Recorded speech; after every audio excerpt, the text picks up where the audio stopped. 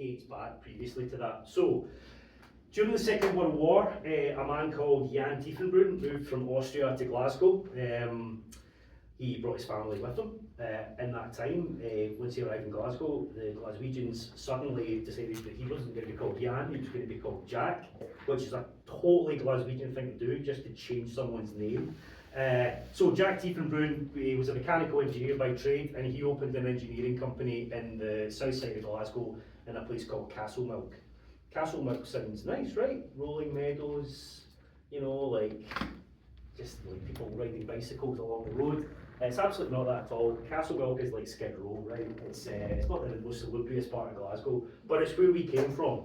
So we had an engineering business there, and his son Ivor Tiefenbrunn, followed in his father's footsteps, both as a mechanical engineer, but also in his love of music. So in, what year would it have been? Probably about the 60s, Ivor started working in his dad's company, and they'd grown up listening to this, what would have been considered a state-of-the-art hi-fi system back in the day. So he gets married. Ivor gets married to the true love of his life, Evelyn, and as was customary at the time in Scotland, they were given gifts of money for their wedding present, right? So loads of big envelopes full of cash.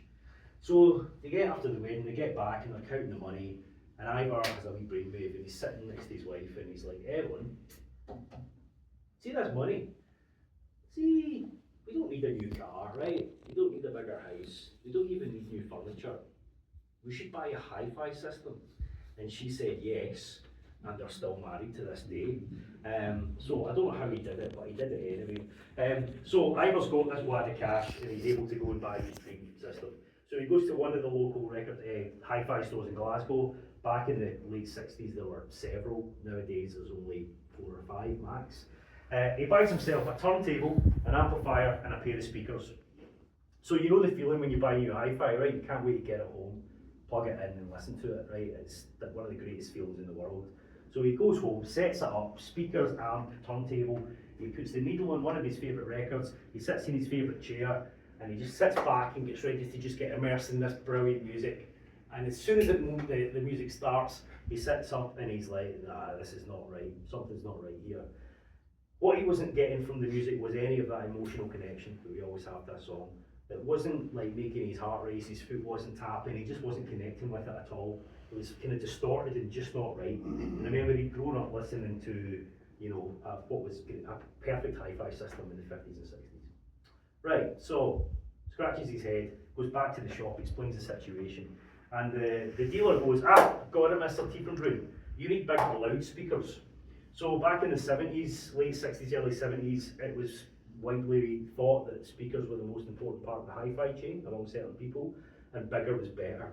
So he comes back with these giant wooden boxes, sets the whole thing up again, needle on the record, sits in his chair, and again there's like a small improvement, like a marginal improvement, but nothing like he was expecting.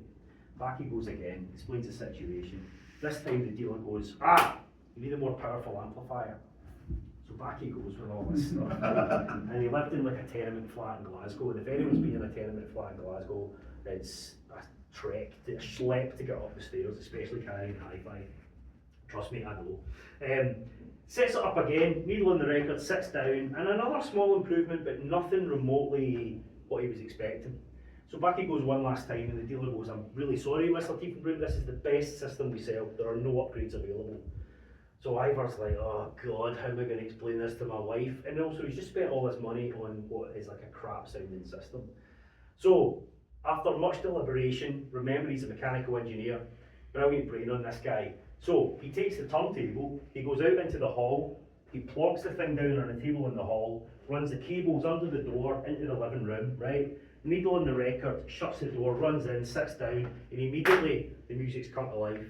Like his foot's tapping, his heart's racing, all the things that he was looking for on those first 2 occasions has returned. And he's made 2 really important discoveries at this point. One is that what he was experiencing with the turntable was acoustic feedback. So as we know, right, there's so much information in the groove of a record, right?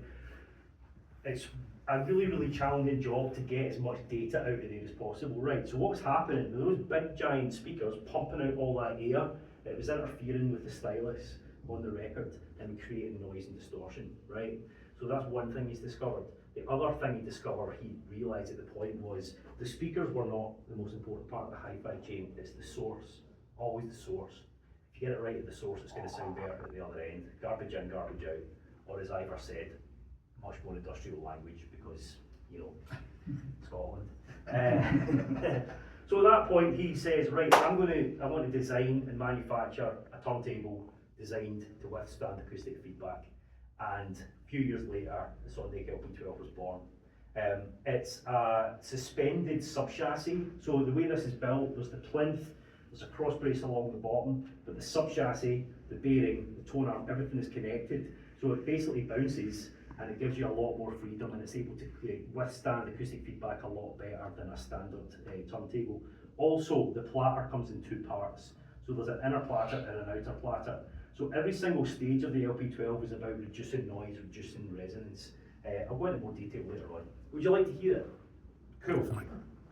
Right, let's play Oscar Peterson Trio, one of the best jazz records ever recorded. This recording is from, I think, about 61 or 62. Really good pressing on Verve. Yeah, it sounds fantastic. I really hope you enjoy it. I'm going to play a cut called You Look Good to Me, which is track 1, side 2. I'll tell you all about the spec of the LP12, and we'll talk more about the select and the speakers later on.